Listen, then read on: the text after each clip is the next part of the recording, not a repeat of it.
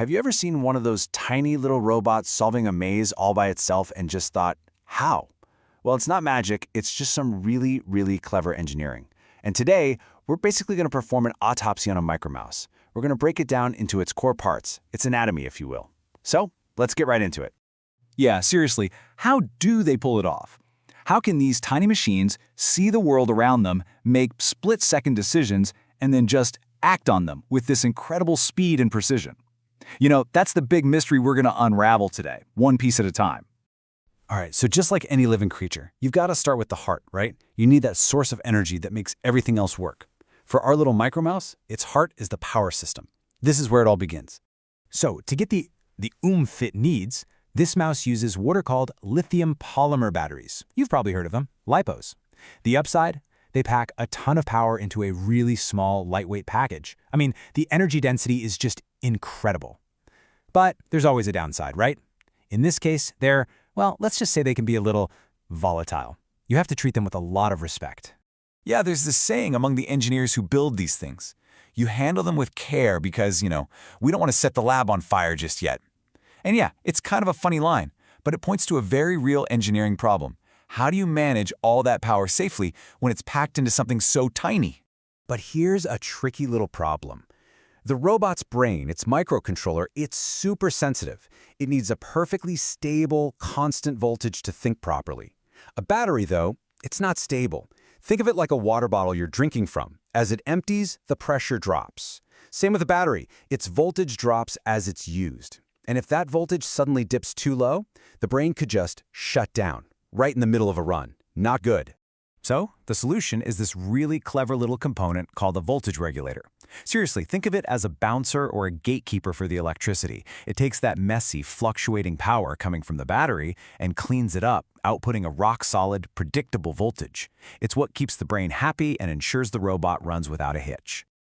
Okay, so we've got a steady heartbeat. Now our little mouse needs some muscles to actually get moving. So let's check out the drive system that gives it all that speed and agility. Now here's something that might surprise you. The brain, the microcontroller, it's really smart, but it's not strong. It can decide, okay, let's move forward, but it can't actually push out enough electrical current to make the motor spin. It's all brain and no brawn.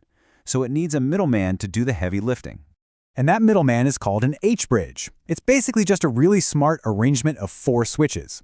The microcontroller sends a tiny, low-power signal that tells the H-bridge, hey, flip these 2 switches. That makes the high-power current from the battery flow one way and the motor spins forward. Then it says, okay, now flip these other 2 switches, and the current reverses, making the motor spin backward. It's a simple, brilliant way to get full directional control.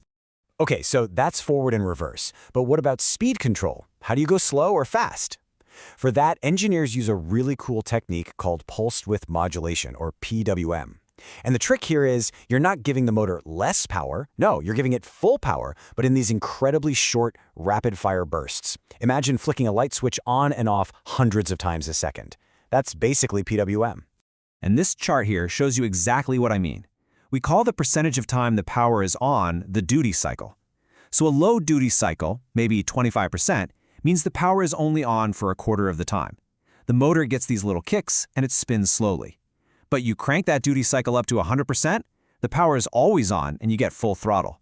It's a surprisingly elegant way to get super fine control over the motor speed. Okay, so our mouse has a heart, it has muscles. What's next? Well, it needs to be able to perceive its world. It needs senses. And when you're solving a maze, there are 2 senses that are absolutely critical. First, it needs to see the walls around it, and for that, it uses infrared or IR sensors. Second, it needs to feel its own movement, to know exactly how far it's gone, and for that, it uses these things called encoders. The IR sensors are actually pretty simple, but they work so well. Each sensor is really a pair. There's an emitter that shoots out a beam of invisible infrared light, like a tiny invisible flashlight, and a receiver right next to it that measures how much of that light bounces off a wall and comes back. The more light that reflects back, the closer the wall is. It's basically echolocation, but with light instead of sound. So cool. But what about knowing how far it's actually traveled? That's where the encoders come in. See, attached to the back of each motor, there's this little spinning magnetic disc and a sensor watching it. This whole setup works like an incredibly high-precision ruler, keeping track of every tiny fraction of a wheel's rotation. And when I say high precision, I mean incredibly precise. Because of the gearbox between the motor and the wheel, this robot can measure 360 distinct steps for a single rotation of the wheel. That's a resolution of 1 degree. It knows exactly how far it's gone. We're talking down to a fraction of a millimeter. It's just amazing. All right, so let's recap. We've got power, we've got movement, and we have senses. It's time to bring it all together. It's time to talk about the brain, the control system that takes all this input and makes intelligent decisions. Okay, the core algorithm running in this mouse's brain is something called PID control, and really all it is a feedback loop. It's constantly asking itself 2 questions. Where am I supposed to be, and where am I actually right now? The difference between those 2 answers is what we call the error. And the PID controller's entire job, its whole purpose in life, is to adjust the motors to make that error as close to 0 as possible. And the way it figures out how to fix that error is what makes it so smart. The P stands for proportional, and it reacts to the error that's happening right now. The I is for integral, and it looks at the buildup of errors from the past to correct any consistent drift. And the D, for derivative, is the really clever one. It basically predicts the future by looking at how fast the error is changing. This stops it from overshooting its target. You put P, I, and D together, and you get incredibly smooth, stable, and precise movement. So when you combine all these fundamental pieces, the power, the muscles, the senses, and this clever PID brain, you can start programming some truly genius-level behaviors. Take a corner, for instance. A basic robot might get to a corner and do a stop and turn.